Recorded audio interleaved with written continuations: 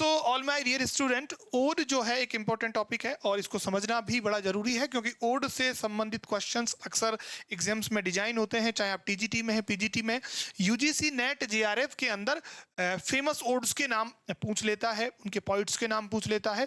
तो उन्हीं तमाम बातों को मद्देनजर रखते हुए आज के सेशन में हम ओड को कंप्लीटली डिस्कस करने वाले हैं।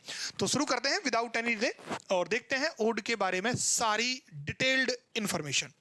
चलो शुरू करते हैं सेशन। देखिएगा, सबसे पहले अगर मैं बात करूं तो इसका ओरिजिन जो है ये माना जाता है कहां का, ग्रीक का, और ये एक प्रकार का क्या है, सॉन्ग है। ये इसको क्या कहा जाएगा, एक प्रकार का सॉन्ग है।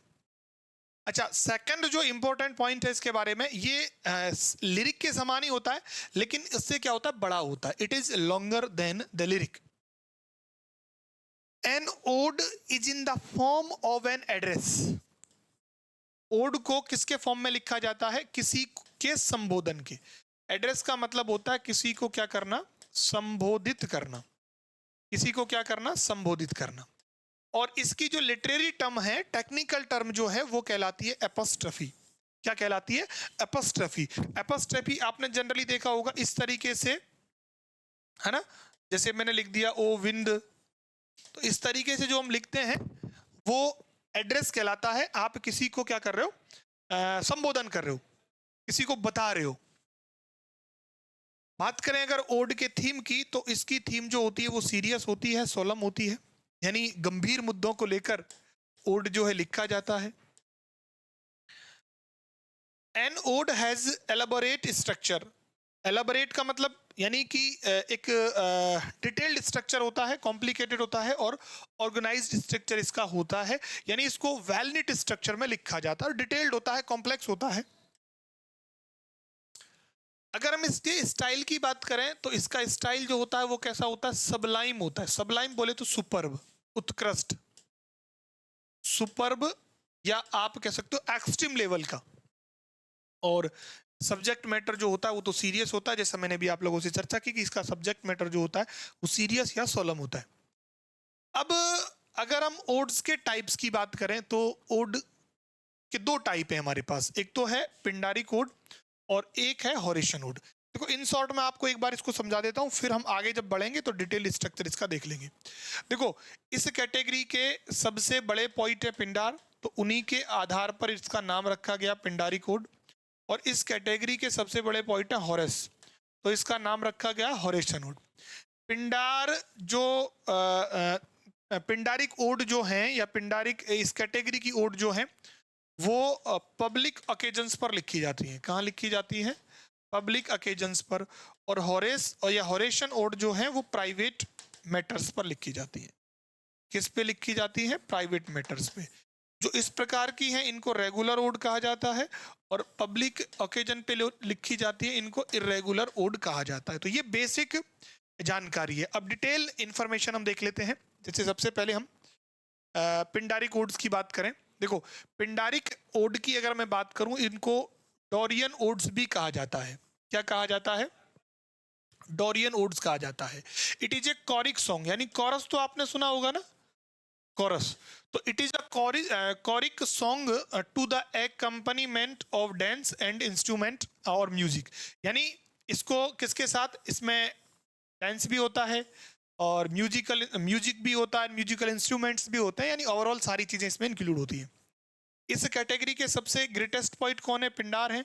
इनको क्या कहा जाता है, इरेगुलर ओड कहा जाता है, और इनको लिखा जाता है टू सेलिब्रेट पब्लिक ओकेजन्स। जैसे ओलंपिक गेम्स हो गए ना, तो वहां पर जिस प्रकार की ओड लिखी जाती है उसको सेलिब्रेट करने के रेफरेंस में, दैट इज कॉल्ड पिंडारिक ओड्स। तो ये आपका क्लियर हुआ ना, पिंडारिक ओड क्या होता है ना। और इसके रेफरेंस में देखो, जैसे हमने देखा कि पिंडार जो है was the greatest exponent of such odds.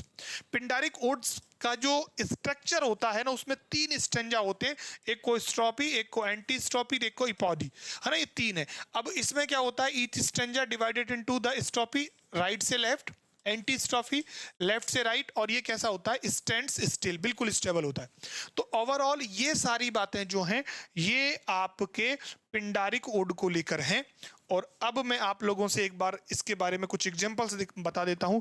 जैसे टॉमस ग्रे जो हैं वो अपनी दो पिंडारिक ओड्स को लेकर बड़े ही पॉपुलर हैं या उनको जाना जाता है। पहली है द प्रोग्रेस ऑफ पॉइजी और दूसरा है द बर्ड, है ना। ये दोनों की दोनों किस कैटेगरी में आते हैं, पिंडारिक ओड की कैटेगरी में आते हैं। किसकी कैटेगरी में आते हैं, पिंडारिक ओड की कैटेगरी में आते हैं। अब होता क्या है, 1656 में 1656 के अंदर अब्राहम काउले ने पिंडारिक ओड्स लिखी, लेकिन इन्होंने वो जो 3 स्टेंजाज थे, स्ट्रॉफी, एंटी स्ट्रॉफी और इपोड, इनके बिना इसको लिखा। इसीलिए उनकी जो ओड्स हैं उनको क्या कहा जाता है, इरेगुलर ओड्स, या फिर इन्हीं के नाम से कहा जाता है काउलेज ओड्स। बाद में अब्राहम काउले को विलियम वर्ड्सवर्थ और अल्फ्रेड टेनिसन ने फॉलो किया, यानी इन्होंने भी विदाउट स्टेंजाज के कैटेगराइजेशन के अपनी ओड्स जो हैं वो लिखी। तो ये ओवरऑल आपका रेफरेंस हो गया पिंडारिक ओड को लेकर। Now let's talk about the Horatian odes. देखो, होरेशन ओड्स जो है उसे कहा जाता है लैटिन काउंटर पार्ट, किसका, पिंडारिक ओड का। और इस कैटेगरी में जो सबसे बड़े एक्सपोनेंट और पॉइंट हैं दैट इज होरेस। ये रेगुलर ओड कहलाती हैं और इनको प्राइवेट मैटर्स पर लिखा जाता है।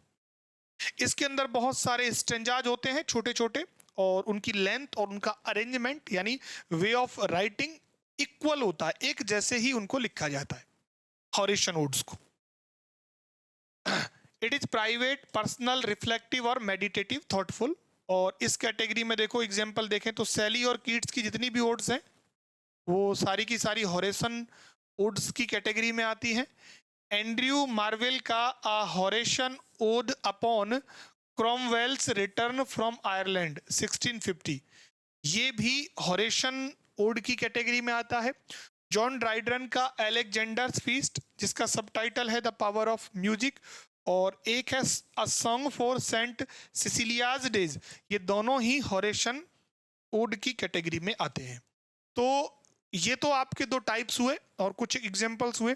अब मैं आप लोगों को कुछ इंपॉर्टेंट ओड्स के नाम बता रहा हूं, उनके पॉइंट्स का नाम बता रहा हूं, that will be very beneficial in the exam.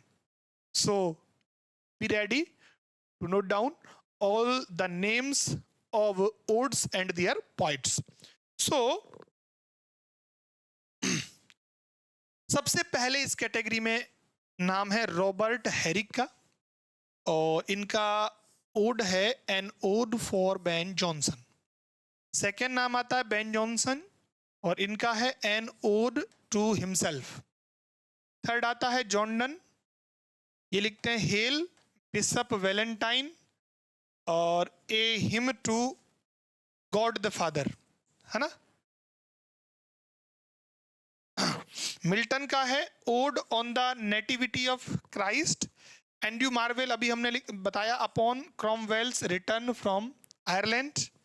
सारे नेम देख लो आप एक बार, है ना, मेन मेन जितने भी नाम हैं वो सारे आप यहां देख सकते हो।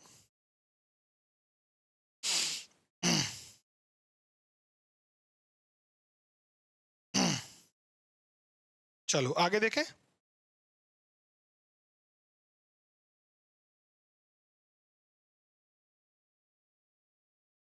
चलिए नेक्स्ट देखो, 6 नंबर पे है जॉन ड्राइडन, अलेक्जेंडर फीस्ट और एन किलग्रीव। इसके अलावा a song for Cecilia's days already discuss हमने कर लिया है।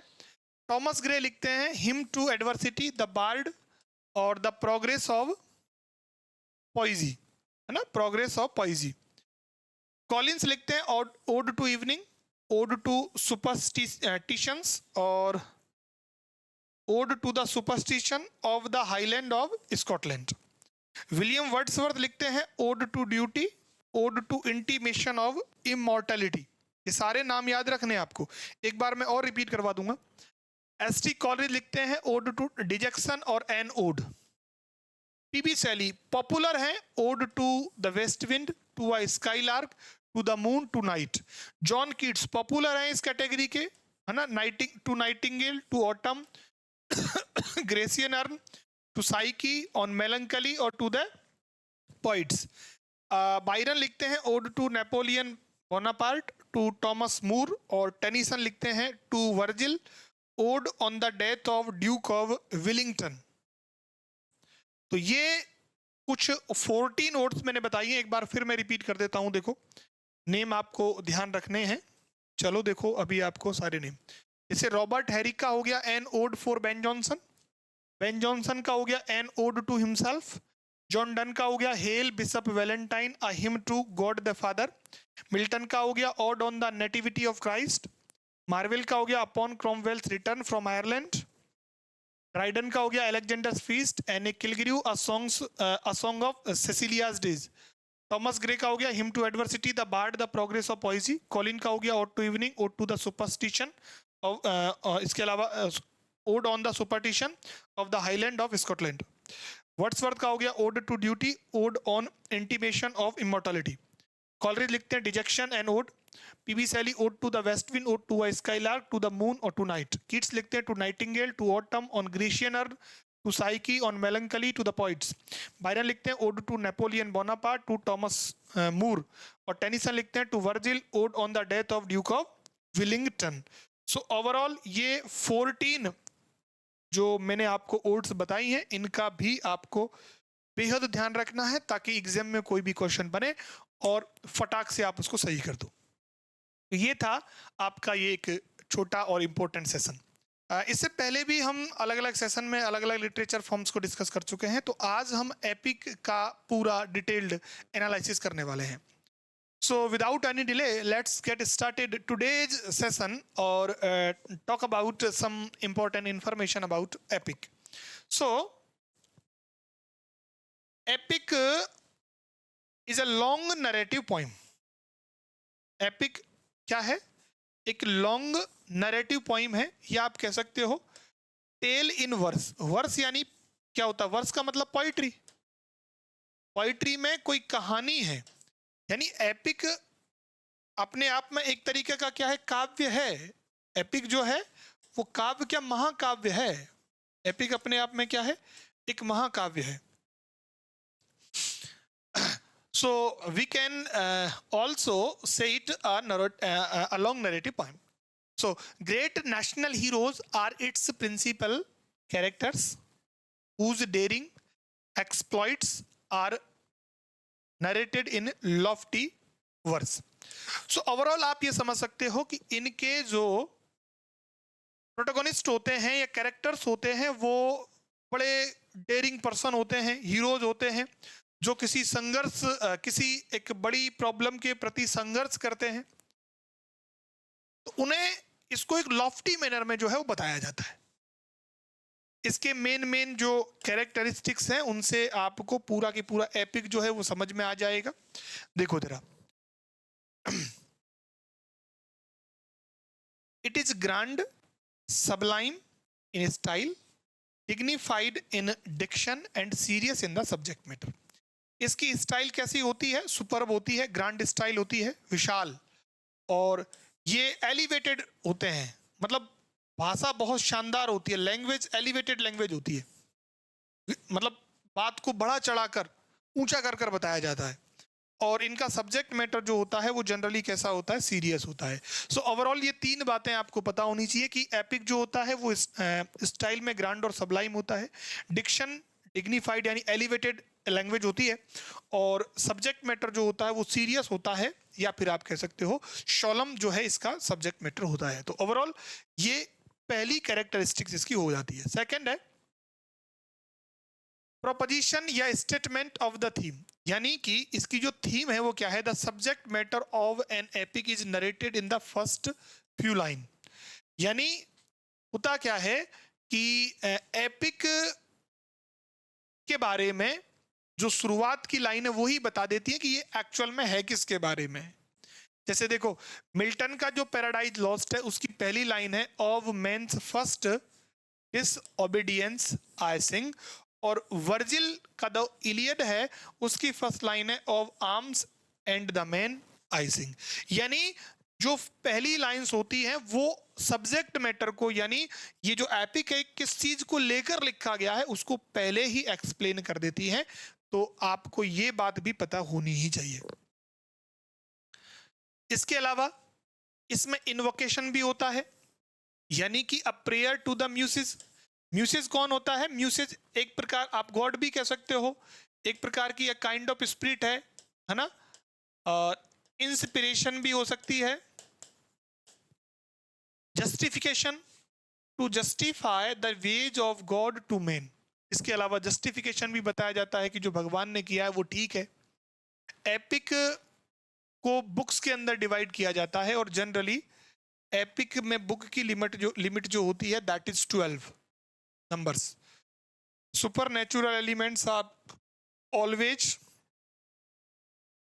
There to protect the hero in the moment of crisis. अच्छा, सुपर नेचुरल एलिमेंट्स का भी यूज होता है।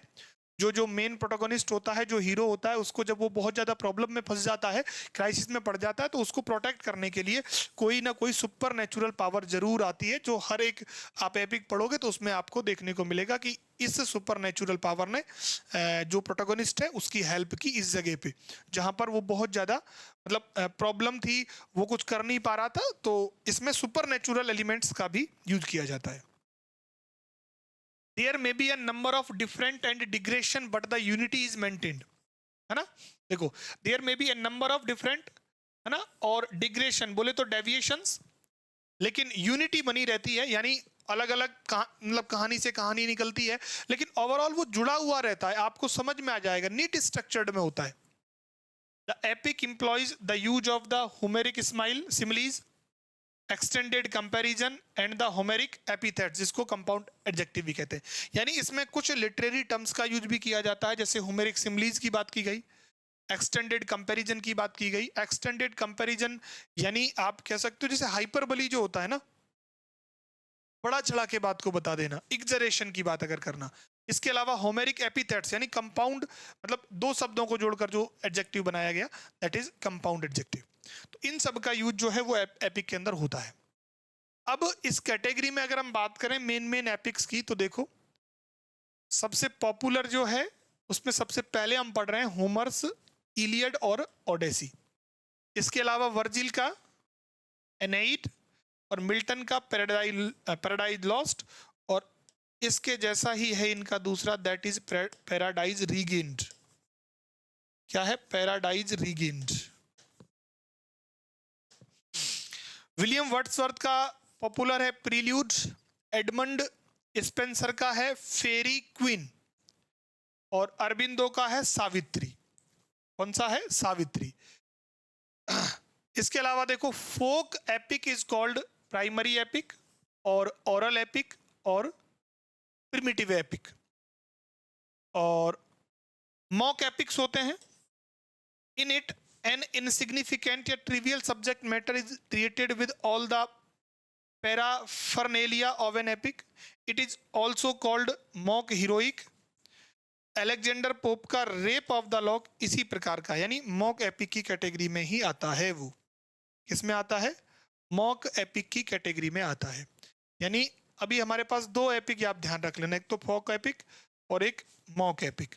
फोक एपिक तो क्या होते हैं? प्राइमरी एपिक होते हैं, ओरल एपिक होते हैं, या प्रिमिटिव एपिक होते हैं, जो पुराने हैं, जिनको मतलब मुंह से बोल के, मतलब आपने कहानियां सुनी होंगी ना दादी नानियों के मुंह से, उनका कोई रिटन डॉक्यूमेंट नहीं है, लेकिन उनको सिर्फ ओरली ही सुनाया जाता है। वो लोक कथा होती हैं, लोक गाथाएं होती हैं, वो सारे इस कैटेगरी में आते हैं ना। और दूसरे हैं mock epics. Mock epics trivial subject matter, trivial का मतलब होता है तुच्छ, छोटे सब्जेक्ट मैटर पर बनाया जाता है, और इसको एपिक की तरह ही ट्रीट किया जाता है, और इनको मॉक हीरोइक भी कह देते हैं। और अलेक्जेंडर पोप का रेप ऑफ द लॉक जो है वो मॉक एपिक की कैटेगरी में ही आता है। अब हम लोग कुछ जो काफी पॉपुलर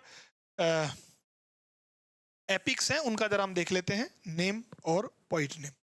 देखो अभी मैंने बता दिया इलियड और ओडेसी तो किसके हैं? होमर के हैं। एनेइड किसका है? वर्जिल का है। डिवाइन कॉमेडी डेंटी का है, ध्यान रखना है। जेरूसलेम और डिलीवर्ड तासो का है। और लूसिएडस किसका है? कैमोइंस का है। पैराडाइज लॉस्ट जॉन मिल्टन का है। फेरी क्वीन स्पेंसर का है। रामायण किसका है? महर्षि वाल्मीकि का है। और रामचरितमानस जो है वो किसका है? तुलसीदास का है। और महाभारत को वेद व्यास लिखते हैं ना, महाभारत को कौन लिखते हैं? वेद व्यास। महाभारत जो है उसको वेद व्यास लिखते हैं, ठीक है ना। इसके अलावा इसमें मैंने देखो यहां भी कुछ एक बता दिए थे आपको पहले, जैसे इसमें देख लेना, एक तो अरबिंदो और एक वर्ड्सवर्थ, उधर उनका जिक्र नहीं है, यहां से देख लो। तो आप अपना लिस्ट खुद तैयार कर लो। जैसे अलेक्जेंडर पोप का रेप ऑफ द लॉक है। ये सारे नेम जो है ना आपको ये मतलब पूरी तरीके से याद होने चाहिए, तभी जाकर आप अच्छे से अपना पेपर जब आएगा तो उसको बहुत अच्छे से सॉल्व जो है वो आप लोग कर सकते हो। तो ओवरऑल एपिक के बारे में मैंने आपको बता दिया है। वीडियो ज़्यादा बड़ी नहीं है, छोटी है, लेकिन छोटी छोटी वीडियो सारी ही आप लोगों के लिए इम्पोर्टेंट हैं। इनके माध्यम से आप अपने जो नॉलेज को है वो आसानी से इंक्रीज कर सकते हो, इम्प्रूव कर सकते हो। और चीज़ें एक बार आपको धीरे धीरे करके, मैं इसीलिए छोटी छोटी वीडियो बना रहा हूँ, फिर बाद में हम बड़ी वीडियोज़ पर भी चलेंगे, लेकिन अभी आप लोगों को छोटी छोटी वीडियोज़ प्रोवाइड करने के पीछे जो मेन जो एक मेरा इंटेंशन है वो यही है कि आप थोड़ी थोड़ी चीज़ों को एक बार पढ़ लें, फिर एक साथ मैं आप लोगों को उनको बता दूंगा, तो और अच्छे तरीके से वो हैं जो आपको समझ में आ जाएंगी। एलिगरी है ना, एलिगरी की बात आज हम करने वाले हैं, तो आप लोग सभी जुड़ जाएं एक बार, और एलिगरी को हम यहाँ डिस्कस करने वाले हैं। एलिगरी एक तरीके से प्रतीक कथा होती है ना, सिंबल के माध्यम से क्वालिटीज़ को बताया जाता है। सिंबल के माध्यम से क्या किया जाता है? क्वालिटीज को जो है वो बताया जाता है एलिगरी के अंदर। चलो वीडियो के माध्यम से इसको पूरा इसका डिटेल्ड एनालिसिस करते हैं। देखो, an allegory is a story in verse and prose with a double meaning. यानी होता क्या है, एक सिंबल के माध्यम से आइडिया बताया जाएगा, यानी जो वर्ड कहा जाएगा उसका एक्चुअल वो मीनिंग नहीं होगा, उसका मीनिंग दूसरा होगा, इसीलिए उसको क्या कहा गया है? An allegory is a story in verse and prose with a double meaning. इसका ओरिजिन ग्रीक में माना जाता है एलेगोरिया वर्ड से, स्पीकिंग अदरवाइज, जिसका मतलब होता है स्पीकिंग अदरवाइज, कहते हैं ना, जोक से पार्ट, कहते हैं ना जोक से पार्ट। अरे आपने कहा था जोक से पार्ट, जोकिंग अ पार्ट, तो वो एलेगरी तो है। Allegory is the best form to maintain impersonality in the satire, है ना। और एलेगरी सटायर में यूज किया जाता है क्योंकि ये इम्पर्सनैलिटी को मेंटेन करता है, यानी जो सेटरिस्ट है वो अपने आप को पर्सनल होने से बचाने के लिए एलेगरी का इस्तेमाल कर लेता है। जैसे जॉर्ज ऑरवेल का एनिमल फार्म है ना, जॉन ड्राइडन का एब्सोलम एंड एचिटोफेल है, बनियन का पिलग्रिम्स प्रोग्रेस है, और जोनाथन स्विफ्ट का गुलिवर्स टेबल है। A literary composition which has two meanings, है ना, सरफेस और लिटरल, और अ प्राइमरी मीनिंग। यानी एक तो होता है आप सिंपल समझो कि एक तो सरफेस मीनिंग और एक हिडन मीनिंग। मैं कई बार इनके बारे में बता चुका हूं, डिनोटेशन और कैनोटेशन, ठीक है ना। अभी देखो, एक तो होता है आपका लिटरल मीनिंग जो वास्तविक अर्थ है, एक होता है हिडन और मेटाफोरिकल या secondary under the surface meaning. एक तो जो डायरेक्ट मीनिंग होता है, एक इनडायरेक्ट मीनिंग होता है। एक तो जो बात जैसी कही जाए वैसी की वैसी समझ लो, एक जो बात कही जाए वो वैसी नहीं है, उसके अंदर कोई दूसरी बात छुपी हुई है, तो वो आपका क्या हो जाता है? हिडन मीनिंग हो जाता है। आपको ये ध्यान रखना है ना।